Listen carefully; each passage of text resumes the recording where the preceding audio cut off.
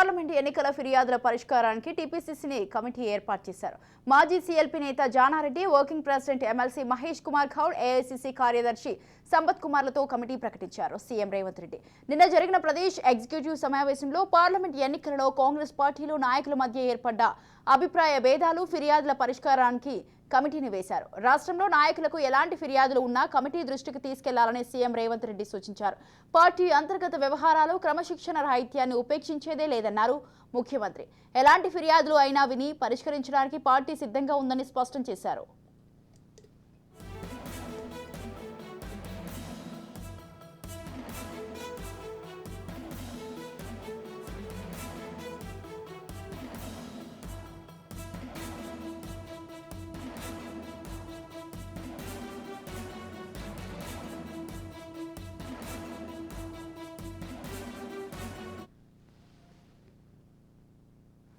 Right, ఈ విషయంపై పూర్తి సమాచారం అందించడానికి మా ప్రతినిధి విక్రాంత్ ఫోన్ లైన్ లో ఉన్నారు. విక్రాంత్, చెప్పండి, పార్లమెంట్ ఎన్నికల ఫిర్యాదుల పరిష్కారానికి అయితే టీపీసీసీ కమిటీని ఏర్పాటు చేయడం జరిగింది. దీనికి సంబంధించి మీ దగ్గర ఉన్న అప్డేట్స్ ఏంటి?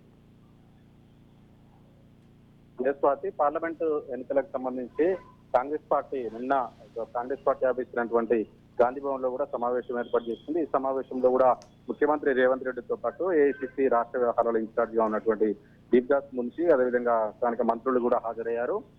ప్రధానంగా కూడా చాలా మంది పార్లమెంటు అభ్యర్థి కోసం కూడా పోటీ పడుతున్న నేపథ్యంలో కూడా వారు కొంతమంది టికెట్ రాని వంటి వారు కూడా కొంతమంది అసంతృప్తితో ఉన్నారు.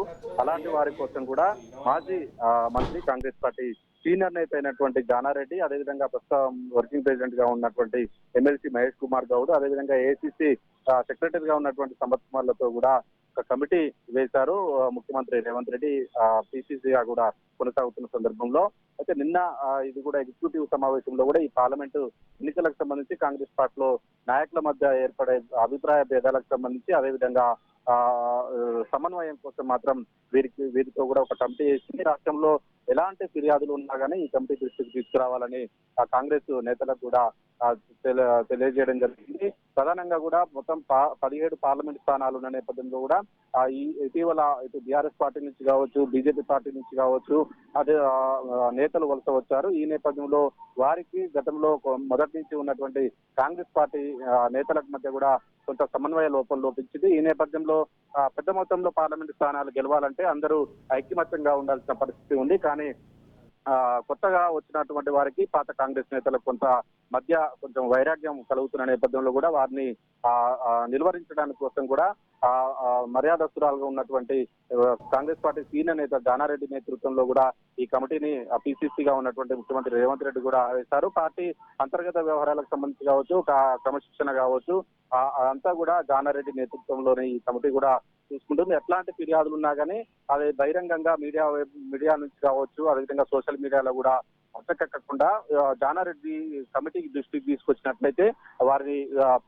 సమస్యను కూడా సాల్వ్ చేస్తామనేసి కూడా ఈ కాంగ్రెస్ పార్టీ చెప్తా ఉంది. అందుకోసమే రాష్ట్రంలో ఎట్లాంటి సమస్యలు రావద్దు, వీరి మధ్య పాత కాంగ్రెస్ నేతలకు కొత్తగా కాంగ్రెస్ పార్టీలోకి జాయిన్ అయ్యే వారికి మధ్య విభేదాలు రాకూడదనే ఉద్దేశంతో ఈ జానారెడ్డి నేతృత్వంలో కూడా కమిటీ వెలువడింది. స్వాతి.